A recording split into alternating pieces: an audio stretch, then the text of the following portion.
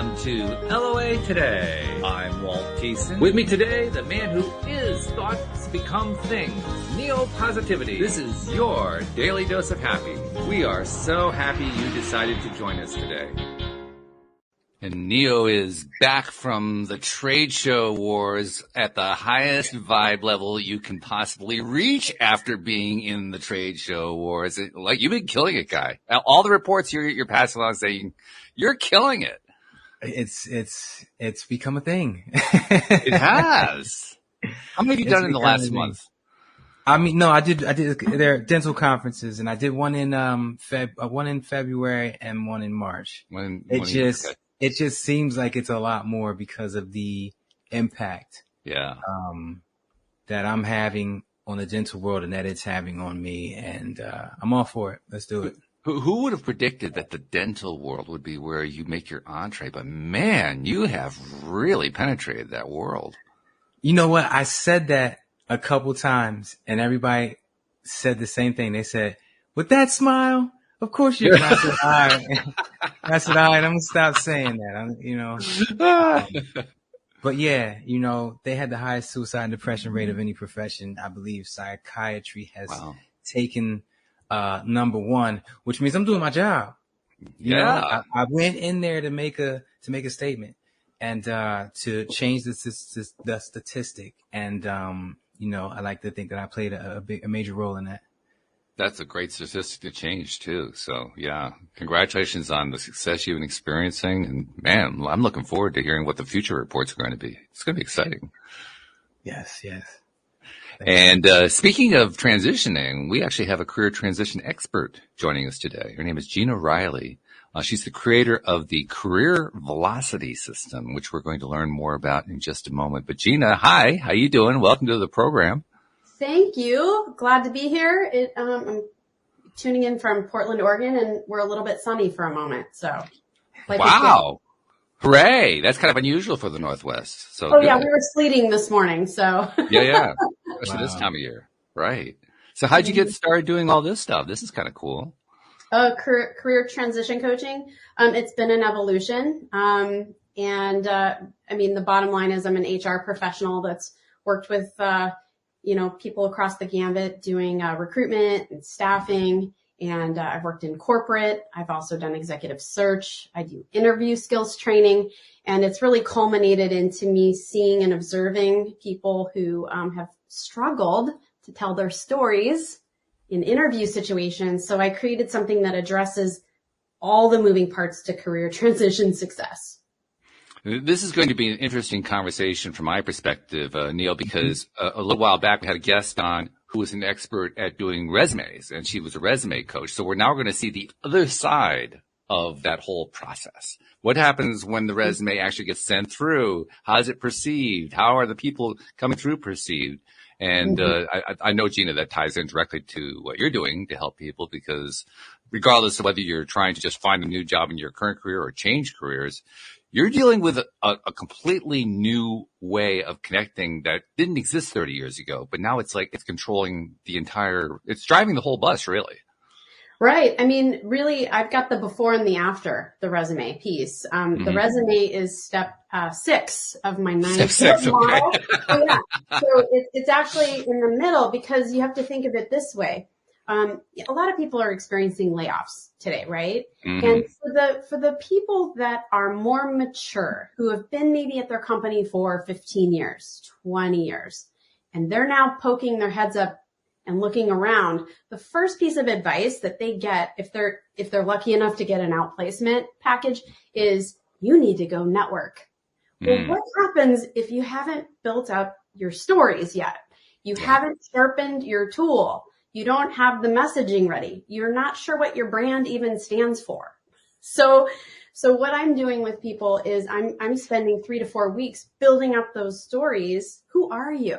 What's your unique value proposition? What problems do you solve?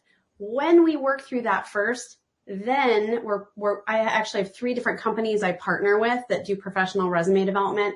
And for those that do it well, it's a 15 to 20 hour project. It's huge. So my clients get a chance to work with someone who I trust, while I work on the LinkedIn profile. We do job search strategy. We start doing interview prep, all of those other pieces that surround the resume. And you also know what it's like from the corporate side too, because your career has been, like you said, in HR. So you saw what came through. Is it really as bad as I imagine it is?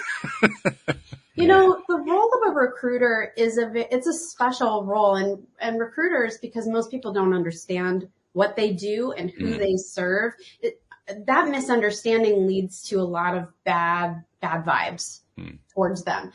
The bottom line is, and I'm actually in the middle of writing an article that I'm going to publish in May, and it describes the 3 different recruitment models and what those recruiters do and who they serve.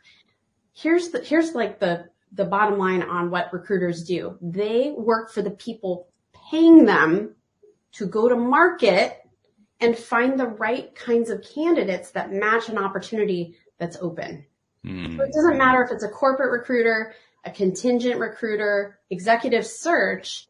There's a misnomer by many candidates that if I can find some good recruiters, I want to work with them. Well, you're not working with a recruiter.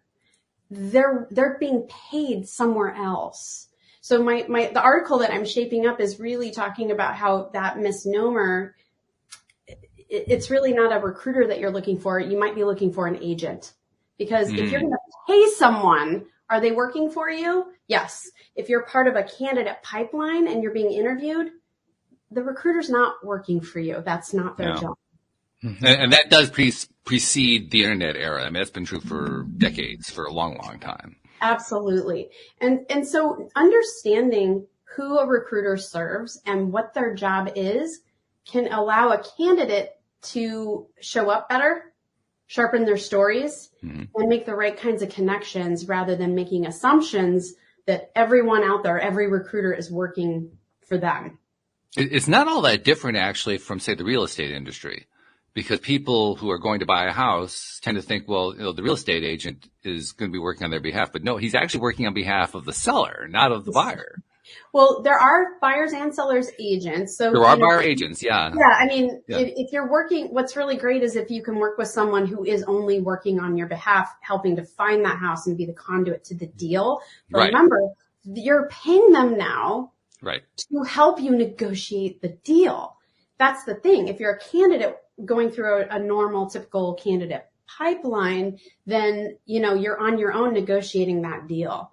I haven't really seen an effective model where you're paying someone to be an agent, because you have to imagine any agent, like in a sports analogy or metaphor, an agent is going to be paid some percentage of that talent's salary. And there's this limited pool that the agent even has access to. So let's take baseball, because my husband's a big baseball nerd fan. So let's say there's 30 teams. It's their job to know all 30 teams and how to kind of get their people a look, we'll say. But what kind of a person knows every company out there and every job available? That pretty much answers the question just by asking it, actually. Suddenly it makes sense, but I've seen a lot of angry people who assume that a recruiter is like somehow out there working through the niches to find that one person a job, but that one person isn't paying them. So their allegiance is where they're going to get paid from. And that's whoever has the opening and the company that pays them, whether they're in-house or whether they're an executive search firm. You owe it to the people paying you to do the best job possible. And that's to find the right match, not to just try to find someone a job. Right. And by the way, it's also an important link to have. I mean, yes, that we have to know who's paying them, but you want to go through a professional like that. I'm thinking you used a sports analogy. I won't name the sports personality, but there's somebody who's actually going through something that has some public profile to it right now. His mom is his agent, and it has actually caused him all kinds of issues in what he's dealing with. Not just the negotiation directly of, what his next contract is going to be, but it has caused other issues as well, simply because she's not a professional agent. Oh my goodness. Yeah, that sounds very dicey. Well, the other thing is I have had people approach me and ask me about my career coaching, but they're looking for that agent model. And so typically the investment in something like that is going to be some kind of percentage of their salary. So it's going to cost them a lot more. But then how many people are they working with and how hard are they working for you? And do you have a guarantee once you pay them to have a successful outcome? I don't know. We've just laid out. We've just laid out just how complex this whole process is, and it's supposed to be simple. I mean, I just want to change jobs. I want to get a better career. Exactly, but what I truly believe is if we can own our stories and we know what we want to target, and then we start networking effectively to gather information, we can own the process for ourselves. That's what it's all about. Do you really want to hand off that process to someone who doesn't know you very well? I want to ask you, what percentage of your clients are looking to switch jobs versus they just got fired or laid off? Because it's two different dynamics. Wanting to switch your job is like, trying to leave a relationship. Grass is greener. There's all kind of stuff going on in your head versus if you get fired, that part is done. And now it's time to move forward. And it's a whole new set of stresses like finances. How much money I got saved up. Oh, yeah. So, what's the over-under? Which one's tougher? The over-under. You got to place a bet on it. Yeah. You asked a lot of nuances there, so let me address what's tougher first. Okay. It is more challenging for someone who has been laid off to start the process from scratch because they feel dogged down. Usually there is that you need to go through your own transition management. I recommend William Bridges' transition management books for that. It's not a big, hard read, but you need to mourn the loss and accept it, similar to as if you lost a loved one. You have to go through the trough of despair and experience the grief, because when you come up to your new beginning, you need to be ready to interview and not carry that baggage on your back. That's going to show up. So if you've been laid off, and you haven't been preparing your brand, your messages, your unique value proposition, your sharp tool, and you're immediately going, I got to fix my resume, but you don't even have that. It's a very confronting, dark place to be. So that's tough. And I do have some of those people that get laid. I had one woman who was vetting me one day and literally that day just had gotten laid off. And she was like, I can't talk to you today. Let me talk to you tomorrow. I'm like, totally fine. But there's two other kinds of people that are hiring me. I have people that are like, I want to leave my current job. I've been at this company a long time, or it's not the right fit. And they come from a place of like, they can kind of just do a study as they go, and work through the process with the comfort that they have that paycheck. It is hard to do sometimes when usually these are mature adults. They have children. And then they have job responsibilities, and I'm mostly working with leaders, so they have a lot of responsibility. So they have to find the time. But interestingly, in the last 6 months, I have had a lot of people hire me to move up. So yes, and they have done it. I had one person at a very large global company get a top spot on the executive team. I've had other people who a new layer of management was being developed. And so I helped them write their own job description and pitch it. And then they won that next layer of management role and they decided not to leave. I had another woman who was positioning to move up from GM to VP at her role. 3 months in, they laid off 500 or 600 people, 12 were vice presidents. She was one of them. We were already well on our way for job search strategy. She was ready to go.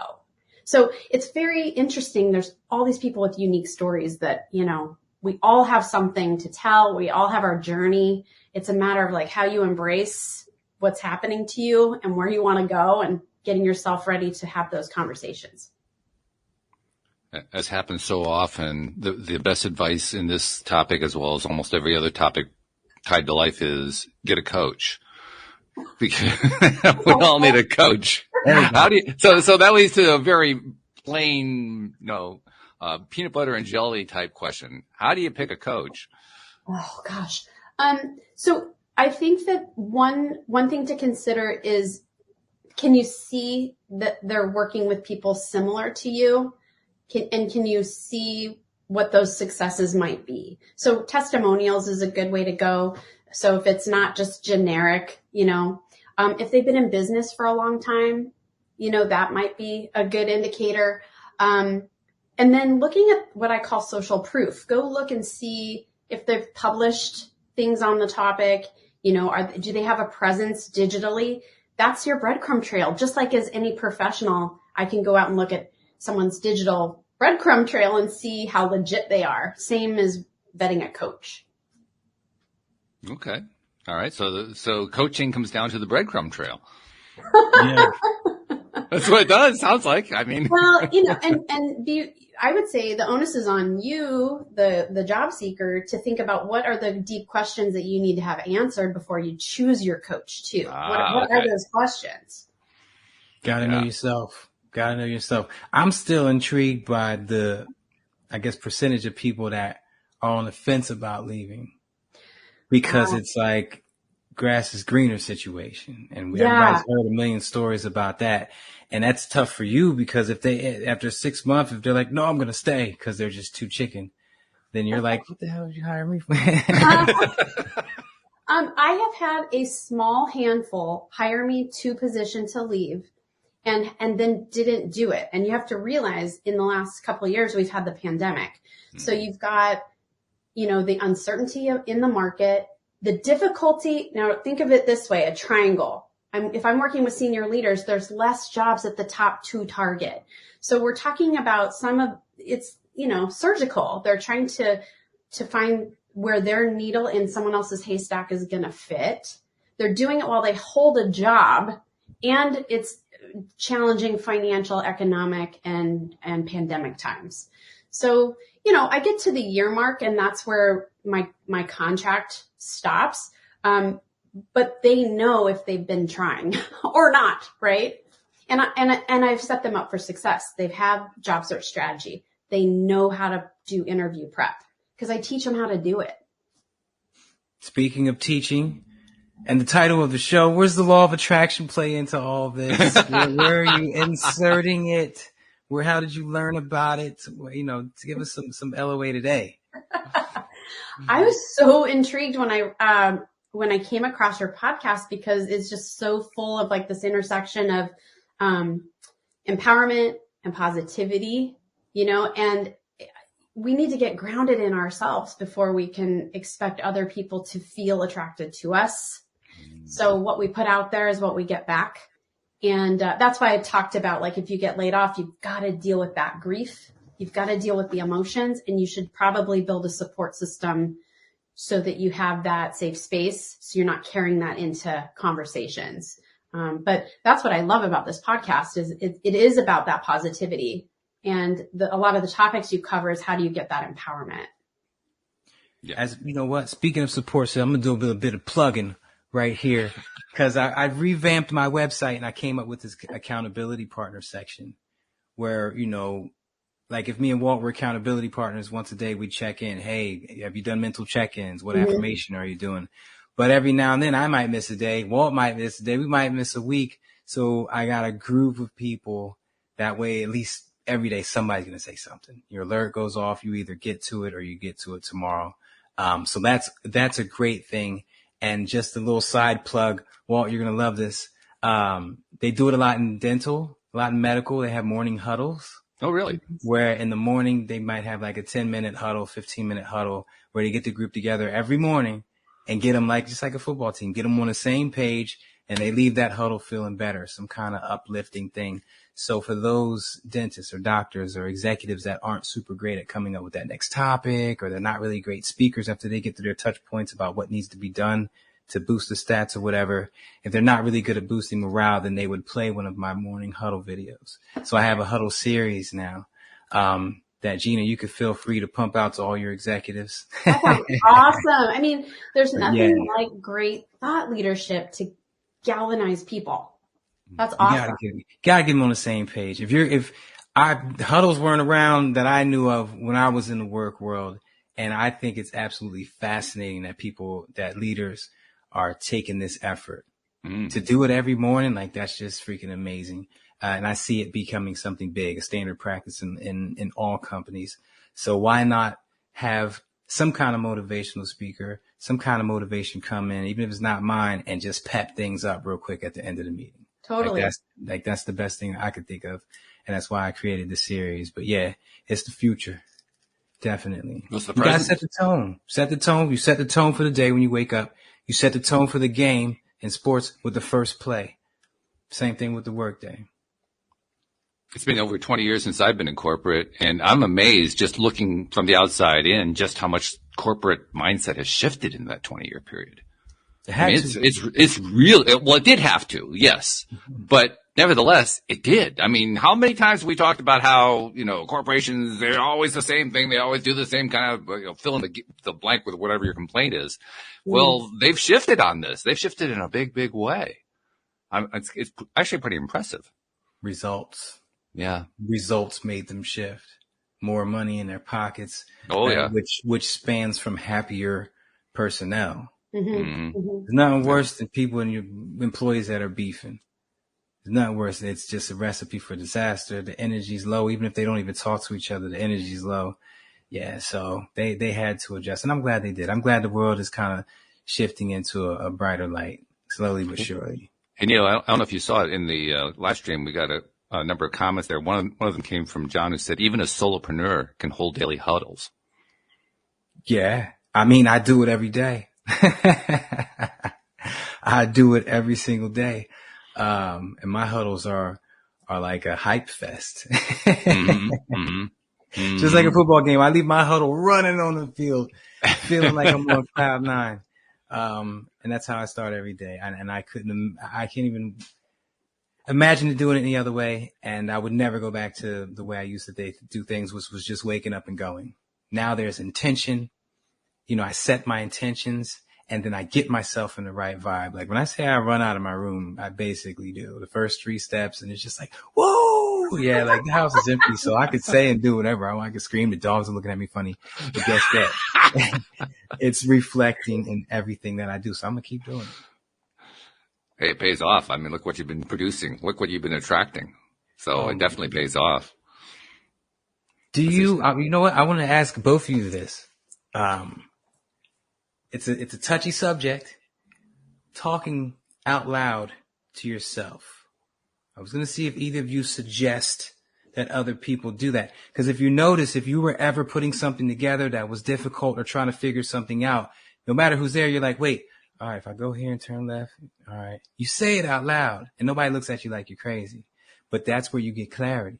That's where you block everything else out as opposed to just saying it in your mind. So I'm a huge fan of saying things out loud and talking to yourself, not just to feel things out. Of course, I talk to myself a lot because I got 4-hour, work sessions, that I have to, workshops. I got 4-hour workshops that I got to rehearse. So I spend a lot of time talking to myself anyway. But I mean, legit conversations, figuring things out. Is this something that you both encourage other people to do? I can't say I encourage it, mainly because in my own life, I don't have a lot of it where there are other people around. An awful lot of what I do, I'm in that sense, I'm a solopreneur because I'm the only one in the room. Okay. So I can't say I've had opportunity to suggest to other people, talk it out because it's just not been part of the conversation. There's not been a conversation to have in that way. Do you encourage it from yourself, solopreneur? Oh, yeah. Okay. I mean, well, I don't know if I encourage it. Let's put it this way. I don't feel resistance to do it. So sometimes I just figure stuff out in my head. Sometimes I'm talking it out. Sometimes I'm screaming at the walls. I mean, it just depends on where I'm at. What about you, Gina? I'm an advocate. Do it out there. I talk to myself all of the time. And it's usually having to do with my focus. I'm thinking, what do I need to do right now? What's most important? Those are the things that's the tape that's running through my head. But what I will say is, talking to yourself and saying things out loud helps you with focus, but it helps you with your confidence. And so there's these parts of like career transition where you're going to have to interview with a lot of different people. Well, practicing some of your storytelling out loud, super important, whether or not you're just recording your own self or you can get a buddy or a coach or whatever.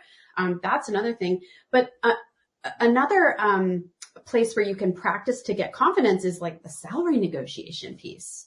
So one of my friends wrote a book called Pay Up. It's by Kate Dixon, and she is a salary negotiation coach. Incredible book. And she recommends you've got to say it out loud, because when you get into the situation where you're trying to swing for the fences, you don't want to stumble and feel a lack of confidence. You want to say, this is what I need. Mm-hmm. How can we get there? Mm-hmm. Yeah. I'm going to say something. I'm one of the best speakers I know, and that's just me. So I can just confidence. I love that. But I had family over once, and I had decided to totally revamp a speech that I was given that weekend and start from scratch. And it was the most amazing speech. And I went over it in my head over and over and over again, but I didn't do it out loud because it was right on the other side of the door, and I was cutting up, man. I got in that room and I was not me. And I 100% believe it's because I had never said the speech out loud, not even on the plane ride, on the Uber there, because there was people around. So there's a lot of validity to saying it out loud before you get in that situation. So you got to. Yeah, but you kind of need the muscle memory. Yes. You need to be able to okay, I've seen this and I can feel it, and you get your tempo. I've done 2 Disrupt HR talks, which is, I don't know if you're familiar with the format. You get in front of a live audience. You only have 20 slides. They flip automatically every 15 seconds, and you have to have your presentation down. Yeah. And so the amount of memorizing so that you can get up in front and not draw a total blank is so vital to success. And when you say it out loud, you hear things that you didn't hear in your mind, things that you want to tweak. Maybe I shouldn't say it like that. Maybe I should change the way I worded that. So yeah, I'm a big fan of speaking out loud, specifically to yourself. Get it done, everybody. Where I'm from, when you see somebody walk down the street talking to themselves, you call the cops on them. You're not crazy. Oh no. I'm not suggesting you do that, but there's this beautiful thing. It's on the wall. There's this beautiful thing called an earpiece.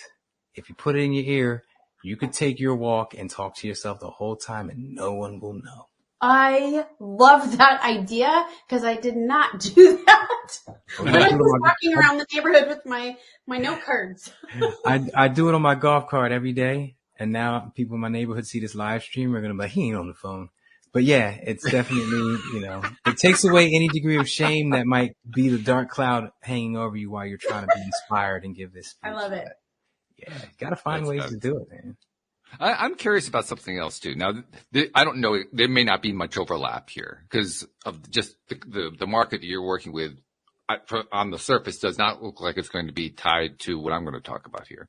Because I'm going to be talking for a moment about service workers. They typically don't go to coaches. But I'm just curious, what's been touted as the Great Resignation, where people in the service industry were leaving the service industry because they were feeling unappreciated. And the pandemic was kind of, it was exacerbating and making it really clear to them just how underappreciated they were and, yada, yada. So they were leaving for other fields, or they were holding out for better pay, or they were just going home and so forth. Mm-hmm. I'm just curious to know, did that touch your field at all? Was there any overlap going on there? Like, did service workers, were some of them people who were reaching out to you because they did want to take a step up? Or was the fact that service workers were doing this impacting executives in their career paths in some way? I'm just curious if there's some sort of connection going on there. Yeah, I would say that with the people I'm working with, I'm not necessarily having that target find me.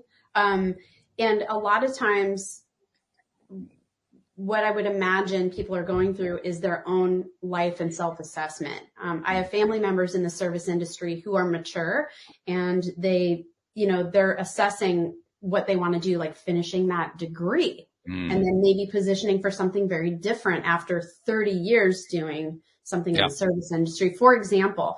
But they're not necessarily finding me. But there are so many resources out there that are free, books, there's websites with really inexpensive content where people can be putting together some of their stories and, getting ready to position.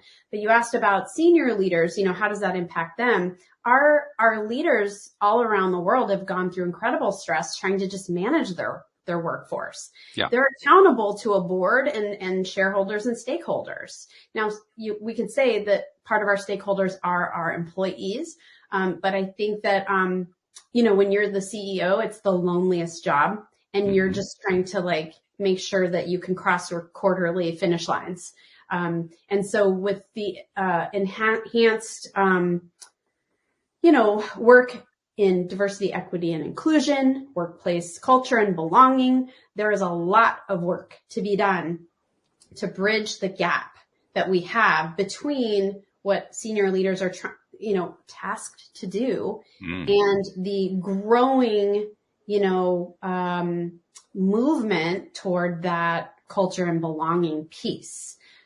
I think the answer is investing in our people leadership, people who are experts in people leadership development, and programming that help pull together, all of those aspects in order to have a healthy workplace, which, to the point made earlier, it will then enhance company outcomes. We've got to bridge that gap. How does it affect the executive who is either looking for a sideways move or an upward move? The churn and such going on. A lot of the senior leaders I work with end up being very burnt out and tired, because they're having to respond. They're trying to run the business or organization and concurrently respond to things they haven't had to in the past. Yeah. So they're exhausted and they're trying to kind of keep it together. So, and their job is a tough job, and we can all say they're paid well to do it, but these are unprecedented times. And I don't think most of these leaders ever conceived that they would be working as hard as they are just to keep, everybody in their seat. And it's not just the executives either. I'm a small business owner and manager, and I was directly impacted because my business, it's a gardening service maintenance business. And so all service workers. And one of the biggest impacts was what was happening with the wage inflation, just trying to figure out, okay, where are wages now? Because it's not like you can go to the local store and say, oh, so what's the current price on labor right now? It doesn't work that way. You have to kind of, feel your way through, and you're talking to people, and people, it's the usual, communication or lack thereof that plays out in these kinds of scenarios. Yeah. So, everybody, from the largest corporations down to the smallest enterprise is being affected by it. Yep, absolutely. Did you take a hit during COVID, or did things grow for your business? I would say it was steady, absolutely steady. I operate in a very low volume, high touch model. So I'm not, churning people in and out. I'm working with people intimately for many, many months. So there's only so much, there's only one of me, and there's only so much capacity, and there's plenty of people that, need help. I feel like I work in a space where there's always going to be some leader or an executive in a transition that's going to find their way to me. I got so many clients that I stopped taking one-on-one clients. I was like, I've been retired. I don't know if you know my story. I used to be a police officer in New Jersey. And when I was 28, I learned about the law of attraction, and 8 months later, I retired. So that was 14 years ago. And I found myself saying, I didn't retire so that I can work 40 hours a week, and doing what I was doing, introducing people to the law of attraction. That got annoying too. Like every day giving the same speech over and over and over again. So that's when I niched down, and I was like, all right, I only want to deal with people who already know about the law of attraction. So we can start getting into advanced mental exercises and mind shifting techniques. But then that just got to be too much.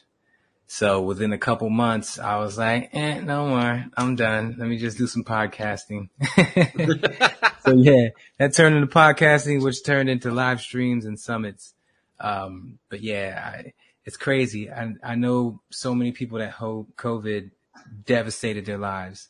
And then I know a whole half of other people that it just boosted everything about their business. Sure. It was the way it came in like a storm. It was just crazy. There's a lot of people that were definitely caught unaware.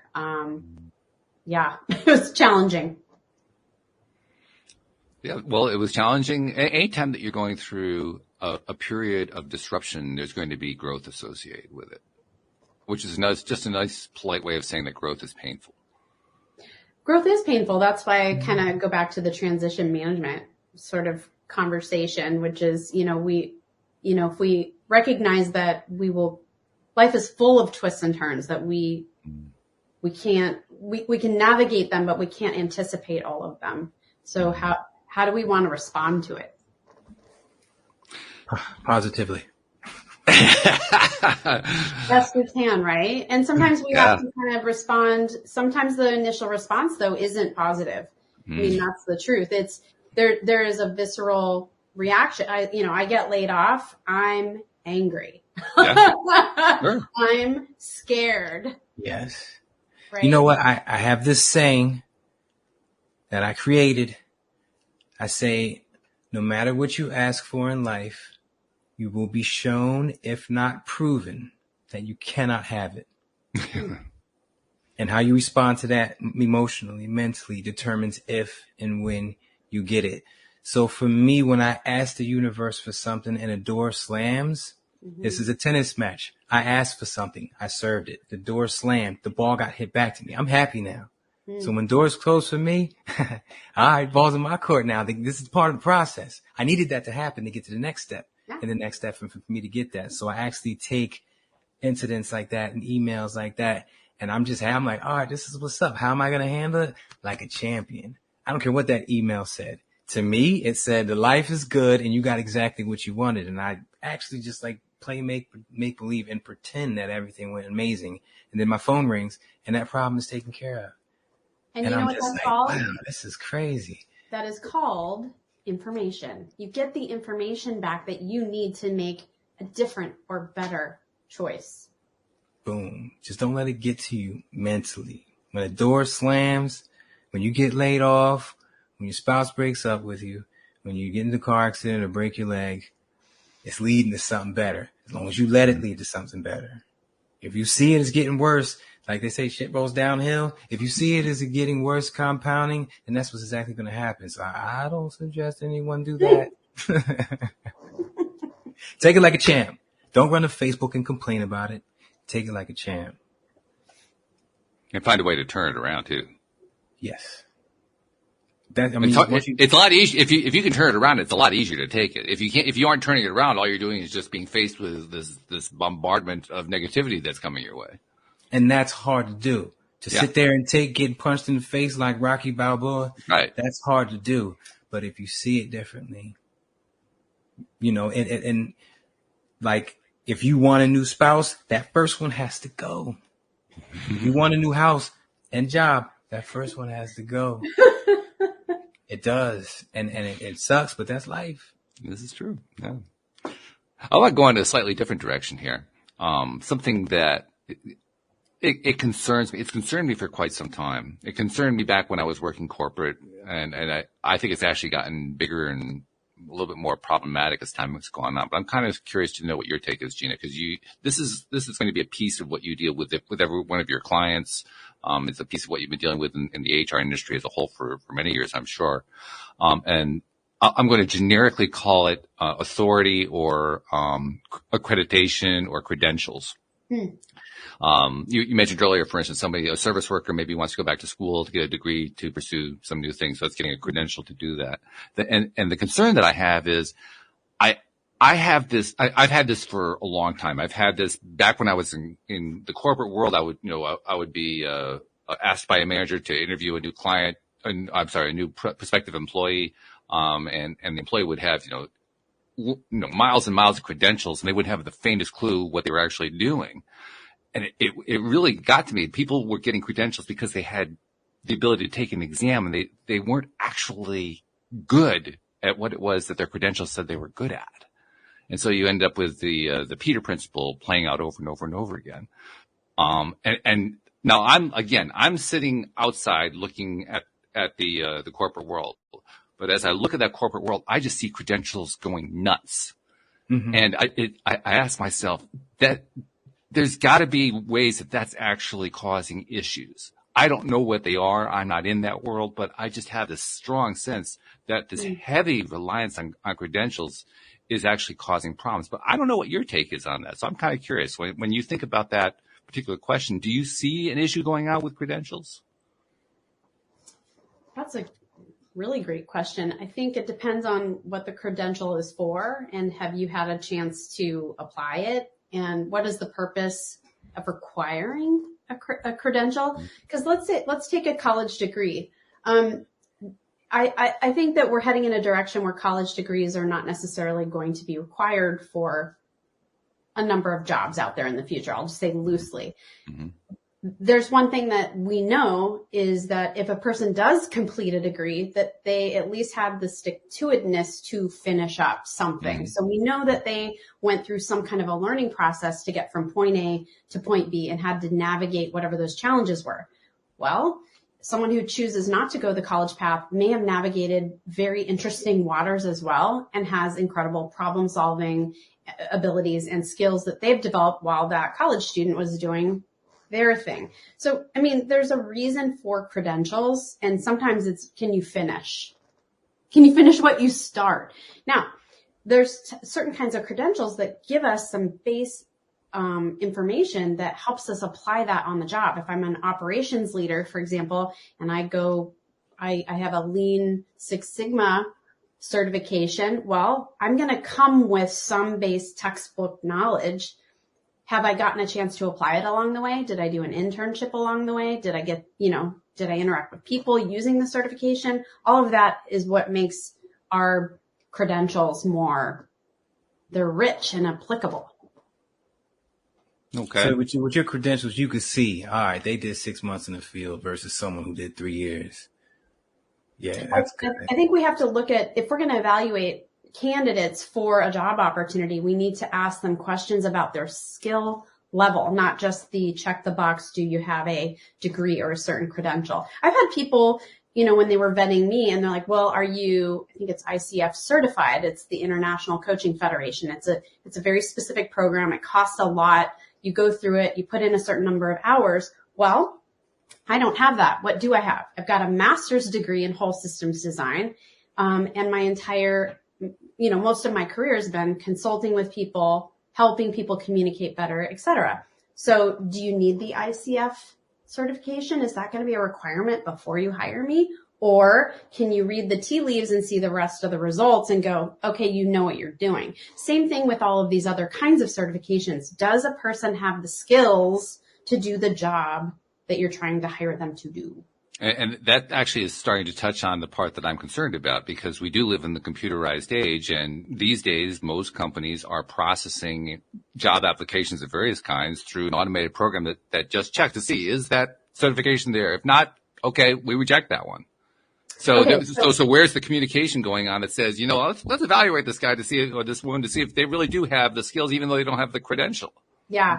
So it's this is such a difficult topic.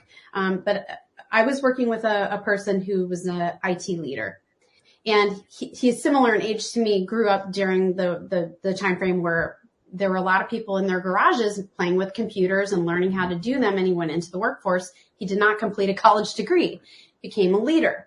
Then he wanted a position to get even higher for more responsibility. And then as he was applying to jobs outside of his current company, where he was running into a roadblock for whatever reason, when he would apply and it would go through an ATS database, human beings put in the search fields a minimum requirement, meaning a bachelor's, right? I mean, that's normal. Why do we do it? Well, let's say I put a job out there for a director of IT and I get 500 applications. Mm-hmm. How am I going to go through 500 applications? Yeah, sure. Well, I'm going to start by a minimum requirement. Maybe it's the degree.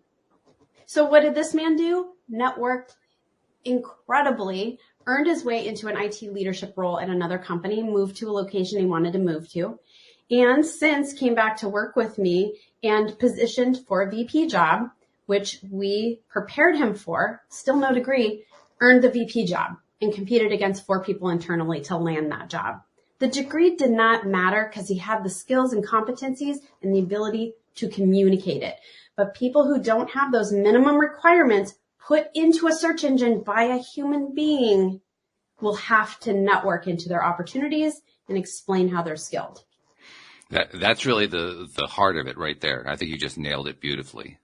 Because if you don't have the credential, you have to network. There's no other way to do it. Back in the day, I was kind of fortunate. When I came out of school, the unfortunate part is I came out of school during the greatest inflationary phase that the country had ever experienced. So there were no jobs available in that sense. The good thing that happened was this is at the very, very, very, very beginning of the personal computer age. And I actually turned out to have an ability to just absorb it. I mean, I had no studying. I didn't go to school for it, but I got a computer and it made sense to me. So I put it on my resume and nobody else knew how to use computers. So because of that confluence of events, all I had to do was put it on the resume. People say, hire him. there was no credential needed, you know? But if I had tried to do that today, I couldn't get a job. No, you'd have to network and you have to build up the know, like, and trust factor. Right. You have to get people to like you in some way to advocate or boost you into a process. Exactly. And you cannot assume that spray and pray your resume out there will work. It will most likely not.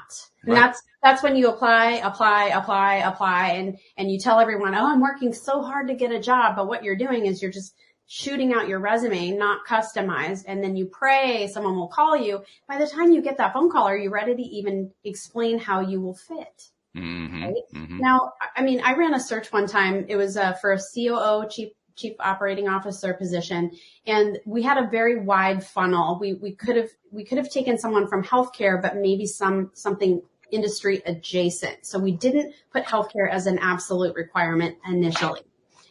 800 resumes later, and like the first application is from like a manufacturing leader from another country, like so completely different than what we had actually put in the marketplace. So you have to remember, recruiters are trying to discern and go through and skim hundreds of resumes when we have people who aren't even remotely qualified. And they're praying we're going to call them, but it makes no sense. It would be a huge waste of our time. Yeah, exactly. So that's where the networking piece becomes really, really critical. And, and that ties in to something that I've talked about in general here quite a bit, which is your two main criteria that determine your success in anything in life are, number one, how self-confident you are, how much self-love, self-esteem you have. And number two, what are your social connections? Or in this case, business connections. But in other words, where are you connected to? Who are you connected to? What kind of relationships have you built up and so forth? Now, just because you've built up a good network of relationships does not necessarily mean you have done the networking you need to do in order to get a job, but at least you have a foundation to work with at that point. Absolutely. Networking is a lifelong thing that people should be doing. I call it the ABCs of networking. I borrowed that from someone else who said it, which is always be connecting. Yeah. Yep. And the studies just show over and over again just how huge a factor that is. Yeah, you get to meet new people does something to you. It really does. I wanted to ask you, oh my goodness, I have not been in a job interview. Well, I became a cop when I was 20. So I haven't been in a job interview since then, because that definitely wasn't an interview. That was just us all sitting in a room getting yelled at. It's literally. How fun. Yeah, right.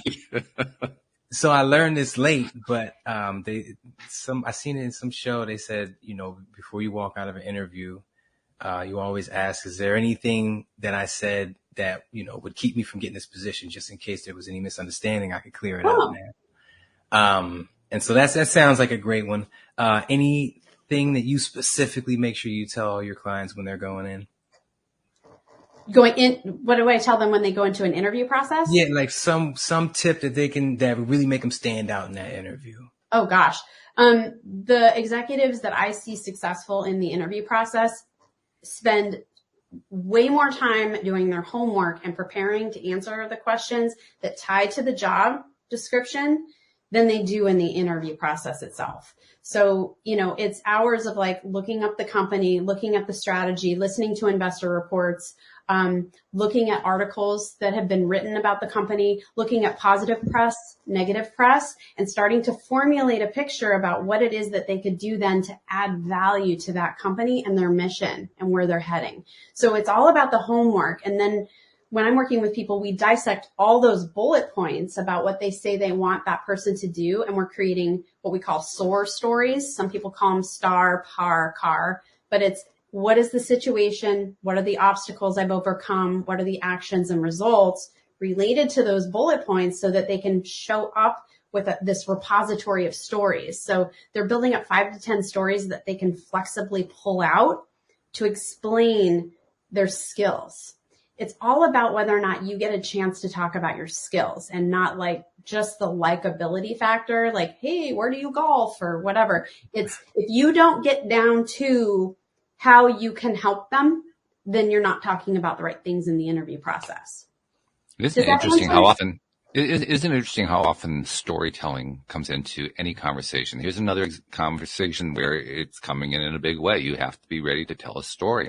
And we human beings, let's be perfectly honest, most human beings are not good at telling stories. Yeah. And that's why it's nice to have this framework, because my folks are like taking all those bullet points and dissecting it out. And then they can, like we were talking about earlier, they can actually practice it out loud. Mm-hmm. Right.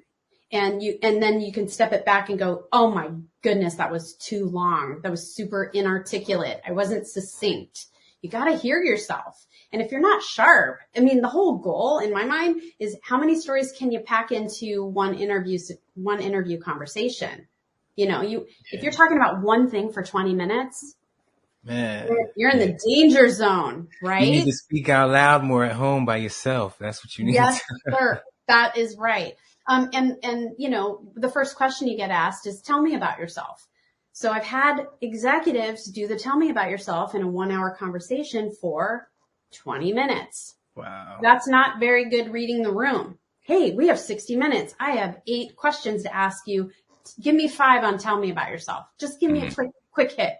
20 minutes later, now we're going to get into 2, 3 questions. Now I'm not going to learn about your skills. Yeah. Now, Gina has is it a packet that you get on your website? I have a free webinar, top of GinaRileyConsulting.com, green button. You download a 2-part webinar. Why do you need a career transition plan? And what are the moving parts to the career transition plan? Check your spam folder and there's a workbook that you'll get. And you can actually print it and like start to work out the missing pieces that you might have or flush those out so you can get yourself prepared to make an effective career transition. And correct me if I'm wrong, if someone currently doesn't have a career, they would still benefit from this, a lot of the principles. Yeah, I mean, I think that this workbook gives you all of the things that you should be thinking about, you know, to help you with any kind of transition. So I can imagine my sons who are in college, they could use it for themselves. It's all about starting with you, the person. Do you know your strengths? Can you articulate them? Do you know what your values are? How does it relate to the career transition you're trying to make? What are your key skills and competencies? Can you tell me your unique value proposition? These are the questions in the workbook. If you're thinking, no, oh gosh, that's too long of a story, this workbook will help you think about what you need to go focus on right now. Okay. Let me ask one final question for you to address, and then we're going to do some wrap up. But the question is a forward-thinking question. I want you to look, say, 5 to 10 years into the future, maybe 20 years into the future.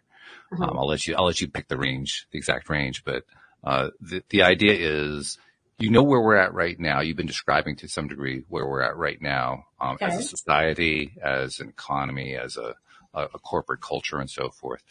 Where do you see the big shifts coming up over the next 3, 5, 10, 20 years? Ooh, that's a very big question for the end. The big shifts. I'm not really sure how to answer that just in a quick nutshell. I would say AI is going to play some kind of role in how we make our, career transitions, and we still don't know what that's going to look like. Mm-hmm. And I think that for now, if people are like using AI to do some of their positioning and branding and storytelling, that right now it's very plastic. It's just you're not fleshing out the human piece of you. So I would be careful about that. But what I would say is I can't imagine a time we don't need to have an articulate, succinct story to tell other people to explain how we add value. So if I could take the opposite end of your question and say, mm-hmm. you still need to always do that, no matter what the trends are. Okay. Yeah, well, that's fair, because that's true. That's been going on since long before the internet for generations. That's been the ongoing story. We just kind of talk about it a little bit differently today from, say, 100 years ago or 50 years ago. But it's the same basic idea. It's developing yourself, and how do you prepare yourself to present who you are? That's the whole thing. Exactly. And that's my fundamental belief is if we can communicate and we can be understood, it helps us in our life, helps us with our relationships. It helps us through a career transition process. I just want to touch on something that I don't think we really even mentioned. Following your heart. In this career transition, following your heart, looking for what you love and then pursuing that is going to play a huge impact on the rest of your life versus going into a job that pays a lot of money that you hate. Mm-hmm. So make sure you find out what you do. I've asked over probably 2,000 people, what do you love to do? Well, what do you love to do so much that you would do it for free for 40 hours a week? And no one can have it. No, out of all the people I've answered, I think maybe 3 or 4 people have answered, and I'm pretty sure 2 of them were kids. So, seriously. Everybody's like, I don't know. And then I'll ask them 6 months later, and you know what they'll say?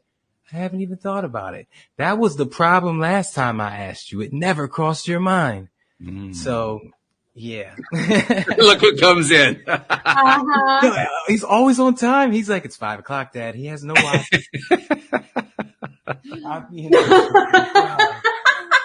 Hey, buddy. Go ahead. I came to get the remote. Close the door. I got 2, but mine are early 20s. Hold on. I'll be in a second. Thank you. Gina, he knows when it's 5:00. He's better than an alarm clock. He's better than an alarm clock. He does. Yeah. It's pretty cool. A couple of things I got to bring out here. First of all, Gina, thank you for joining us. Thank you for sharing all this. This has been great. Tell us again how that people can find you and your practice. Oh yeah. GinaRileyConsulting.com. I'm on LinkedIn all of the time. I make posts on there 3 to 5 times a week. Mm-hmm. If you want to connect, please send a personalized connection request and say you heard us here on the way. Otherwise, we get a lot of spam and sales calls. So I vet every single person that I say yes to. I look. And then the third thing is I write once a month for Industry Expert Magazine, which is an amazing free magazine where a lot of us, there's like 12 to 15 contributors writing on all kinds of different topics, and mine are on career transitions and executive career transition in particular. So you can go find articles that I've written there all about career transition. Do you guys have someone writing about mental health? That is a great question. Send me a connection request. We'll take that one offline, and I'll hook you up with the right people. All right. And then you mentioned earlier the career transition plan, which is a giveaway basically on your website, and people have been using that. You mentioned to us before we even got started here that I think you even mentioned it during the show that people come, they take them, and they send you a note saying, "Thank you very much, that was great," and you never hear from them again. It's true. I mean, hundreds and hundreds of people have downloaded it, but a tiny fraction end up asking me for a strategy call. Sure. At the end, I say, if you're not ready to invest in yourself, this is a big commitment. If they come on with me, I mean, we're texting buddies and we're on Zoom for a year. So, it's not for the faint of heart. What I've built is something that's very substantial, but you can still, this is my gift to the world, is like that workbook is a great starting point. Well, that's where I want to finish up on, because like so many givers, and you're definitely a giver, you have put stuff out there, not just through the workbook, but in the podcasts you do and the articles and so forth. And there are many people that you've never met, that you've never seen, you'll never will meet, you never will see, who will benefit from that. And I think it's important to recognize that. So on behalf of all those people you've never met and you've never seen, that you never will meet, you never will see, who are receiving and gaining and benefiting from what you're putting out, thank you for what you've been doing, what you're continuing to do.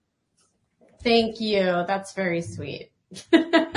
I think it's important. I think we tend to skip over it so easily in this world of massive content output. We forget that there's work that goes behind it. There's thought, there's knowledge, there's expertise, and people are benefiting from it. And the purpose for who puts it out, they never really see that. So a little thank you here or there. Thank you. It's a good idea. It's not often that I get to hear it. I recently had a COO in my network who I did a 5-part series on how do you prepare for a COO transition. And he's going to be in transition soon. And he said, hey, I used your 5-part series to help me get this job. I'm like, oh, nice. Great. Yeah. That you get those little feelers every once in a while that tells you, yeah, it actually did pay off. It actually did help. Yeah. Yeah.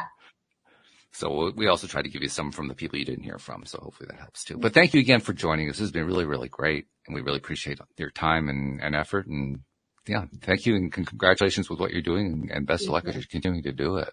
Thanks for having me. Thanks. Great to meet both of you. We loved it. Thank you very much. Thank you to our people in the live stream. Thank you. We had some great comments coming through in the live stream. And thank you to our podcast listeners everywhere. We'll see you all next time here on LOA Today. Goodbye, everybody. One more time.